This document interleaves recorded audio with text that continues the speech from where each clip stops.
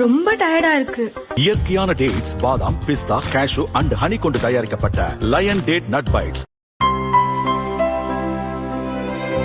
இனிமே கண்ணை மூடிட்டு கடலை எண்ணெய் வாங்கலாம்.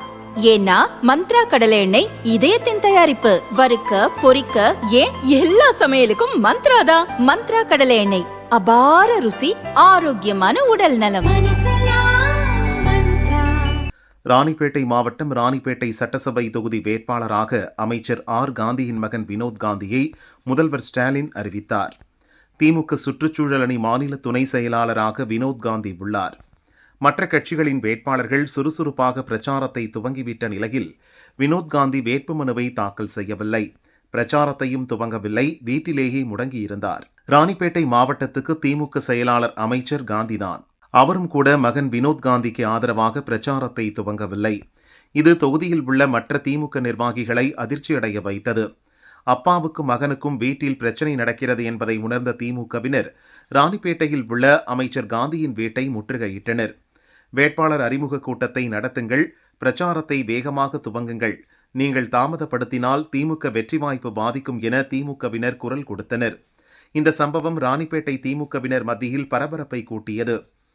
ராணிப்பேட்டை தொகுதியில் 4 முறை எம்எல்ஏவாக தேர்ந்தெடுக்கப்பட்ட அமைச்சர் காந்தி இம்முறையும் தனக்கே சீட் கிடைக்கும் என நம்பியிருந்தார். ஆனால் திமுக தலைமை கழகம் மகன் வினோத் காந்திக்கு சீட் கொடுத்ததால் காந்தி கடும் அதிர்ச்சியில் இருந்தார். இதனால் திமுக தலைமைக்கும் அமைச்சர் காந்திக்கும் கருத்து முரண்பாடுகள் இருப்பது உறுதியானது. சொந்த மகனை வேட்பாளராக ஏற்றுக்கொள்ள மறுத்து அப்பா காந்தி முரண்டு பிடித்தார். இதனால் வேட்புமனுவை கூட மகன் வினோத் காந்தி தாக்கல் செய்யவில்லை என தெரியவந்தது. வேட்பாளர் வினோத் காந்தியை சந்தித்து ஆதரவாளர்கள் எப்போது தேர்தல் பணியை துவங்குவீர்கள் என கேட்டு வந்த நிலையில் அப்பா அனுமதி கொடுத்தும் துவங்கிவிடுவேன் என வினோத் காந்தி கூறி வந்தார். இந்நிலையில் ராணிப்பேட்டை தொகுதியில் அப்பா காந்தி போட்டியிடுவதில் உறுதியாக இருப்பதால் தான் போட்டியிலிருந்து விலகுவதாக வேட்பாளர் வினோத் காந்தி அதிரடியாக அறிவித்துள்ளார்.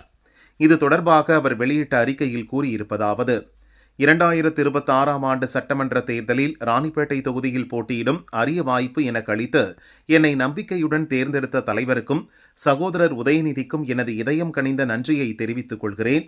ஆனால் என் தந்தை மீண்டும் போட்டியிடும் உறுதியான விருப்பத்தை கருத்தில் கொண்டு இந்த வாய்ப்பை அவருக்கு மரியாதையுடன் மீண்டும் ஒப்படைக்க முடிவு செய்துள்ளேன். இன்னும் நீண்ட வாழ்க்கை என் முன் உள்ளது. உற்சாகத்துடன் சேவை செய்து சாதிக்க நான் உறுதியுடன் இருக்கிறேன் என வினோத் காந்தி கூறியுள்ளார். அதைத் தொடர்ந்து திமுக தலைமை ஒப்புதலுடன் ராணிப்பேட்டை திமுக வேட்பாளராக வேட்புமனுவை தாக்கல் செய்கிறார் அமைச்சர் காந்தி. தமிழக சட்டசபை தேர்தலில் போட்டியிட விரும்புபவர்கள் வேட்புமனு தாக்கல் செய்ய இன்றுதான் கடைசி நாளாகும்.